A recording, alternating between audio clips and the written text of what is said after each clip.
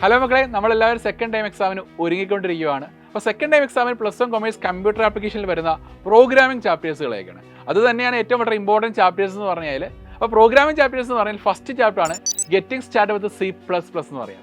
അപ്പോൾ നമുക്ക് ഏകദേശം C++ പ്രോഗ്രാമിംഗ് പഠിക്കുമ്പോൾ നമുക്ക് ബേസ് ആയിട്ട് വരുന്ന ഒരു ഐറ്റമാണ് ടോക്കൺസ്. അപ്പോൾ ടോക്കൺസ് എന്താണ്, അതിൻ്റെ different ടൈപ്സുകൾ, keywords, identifiers, ലിറ്റൽസ്, punctuators, operators ഒക്കെ ആണെങ്കിൽ നമുക്കൊന്ന് ഒരു ബ്രീഫായിട്ട് പഠിക്കുന്ന ഒരു കുഞ്ഞ് ചാപ്റ്ററാണെന്ത് ഈ പറഞ്ഞ ഗെറ്റിംഗ് സ്റ്റാർട്ട് വിത്ത് C+ എന്ന് പറയും. അതിനകത്ത് ഏകദേശം ഒരു 5 to 6 മാർക്കിനൊക്കെ ക്വസ്റ്റ്യൻസ് വരാറുള്ളൂ.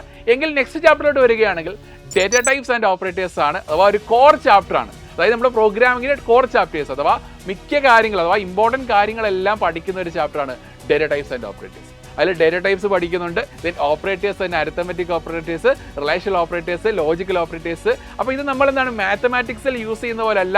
ചിലപ്പോൾ എന്താണ് ഇപ്പം നമുക്ക് ഇൻറ്റു സിമ്പിൾ ആണെങ്കിൽ, മൾട്ടിപ്ലിക്കേഷൻ സിമ്പിൾ ആണെങ്കിൽ നമുക്കിവിടെ ക്രോസ് സിമ്പിളാണ് യൂസ് ചെയ്യാറുള്ളത് മാത്തമാറ്റിക്സിൽ.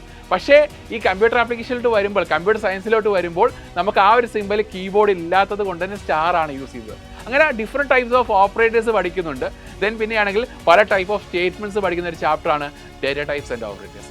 നെക്സ്റ്റ് ചാപ്റ്ററിലോട്ട് വരികയാണെങ്കിൽ ഇൻട്രൊഡക്ഷൻ ടു പ്രോഗ്രാമിംഗ്. അതായത് നമ്മൾ ടോക്കൺസ് പഠിച്ചു, ഡേറ്റ ടൈപ്സ് ആൻഡ് ഓപ്പറേറ്റേഴ്സ് പഠിച്ചു, അതിൻ്റെ ഒരു കണ്ടിന്യൂഷൻ ചാപ്റ്റർ ആണെന്ത് ഇൻട്രൊഡക്ഷൻ ടു പ്രോഗ്രാമിംഗ് എന്ന് പറഞ്ഞാൽ. അപ്പോൾ ഇൻട്രൊഡക്ഷൻ ടു പ്രോഗ്രാമിംഗ് എന്ന് പറഞ്ഞാൽ നമ്മൾ പ്രോഗ്രാം എഴുതി തുടങ്ങുന്ന ഒരു ചാപ്റ്റർ ആണെന്ത് ഇൻട്രൊഡക്ഷൻ ടു പ്രോഗ്രാമിംഗ്. അതായത് ഡേറ്റ ടൈപ്സും ഓപ്പറേറ്റേഴ്സും ടോക്കൺസും എല്ലാം പഠിച്ചു, അത് നമ്മൾ ഇംപ്ലിമെൻറ്റ് ചെയ്യുക അല്ലെങ്കിൽ പ്രാക്ടിക്കലി ഇംപ്ലിമെൻറ്റ് ചെയ്യുന്ന ഒരു ചാപ്റ്ററാണിത് ഇൻട്രൊഡക്ഷൻ ടു പ്രോഗ്രാമിംഗ്. സ്ട്രക്ചർ പഠിക്കുന്നുണ്ട്, അതിൻ്റെ pre processed directive statements, then പിന്നെ ഹെഡർ ഫയൽസ്, അതിൻ്റെയൊക്കെ ഡിസ്ക്രിപ്റ്റീവ് ചാപ്റ്റർ ആണിത് ഇൻട്രൊഡക്ഷൻ ടു പ്രോഗ്രാമിംഗ്. നെക്സ്റ്റ് ചാപ്റ്ററാണ് കൺട്രോൾ സ്റ്റേറ്റ്മെൻറ്റ്സ്. അതായത് നമുക്ക് എന്താണ് ഇപ്പോൾ ഒരു കണ്ടീഷൻ കൊടുക്കുകയാണ്, ഏതാണ് വലുത് ഏതാണ് ചെറുത്, ഓക്കെ, ഒരു ടൈപ്പ് ഓഫ് സ്റ്റേറ്റ്മെൻറ്റ്സിനെ നമുക്ക് ഒന്നിൽ കൂടുതൽ തവണ എക്സിക്യൂട്ട് ചെയ്യാം.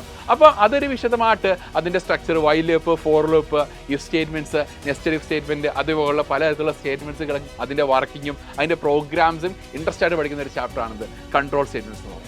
അപ്പോൾ ഈ 4 ചാപ്റ്റേഴ്സുകളാണ് നമ്മുടെ പ്രോഗ്രാമിംഗ് കോർ ചാപ്റ്റേഴ്സ് എന്ന് പറഞ്ഞാൽ. ഏകദേശം നമ്മുടെ ഫൈനൽ എക്സാമിന് നമുക്ക് ഏകദേശം 30 മാർക്കോളം ഈ ഒരു ചാപ്റ്റേഴ്സിൽ വരാറുണ്ട്. അതുകൊണ്ട് തന്നെ ഏറ്റവും പ്രാധാന്യം അർഹിക്കുന്ന 4 ചാപ്റ്റേഴ്സുകളാണ് ഈ 4 ചാപ്റ്റേഴ്സ് എന്ന് പറയാൻ. അപ്പം ഈ ഒരു 4 ചാപ്റ്റേഴ്സ് ആയിക്കോട്ടെ, സെക്കൻഡ് ടൈം എക്സാമിൻ്റെ പോർഷൻസ് ആയിക്കോട്ടെ, ഇപ്പോൾ സിസ്റ്റമാറ്റിക് ഉള്ളൊരു പഠനം ആവശ്യമാണ്. അതിന് നിങ്ങൾ എന്ത് ചെയ്യുക, വേഗം തന്നെ +1 യുവ കൊമേഴ്സ് ബാച്ചിൽ ജോയിൻ ചെയ്യുക. അപ്പോൾ എല്ലാവർക്കും ഓൾ ദി ബെസ്റ്റ്.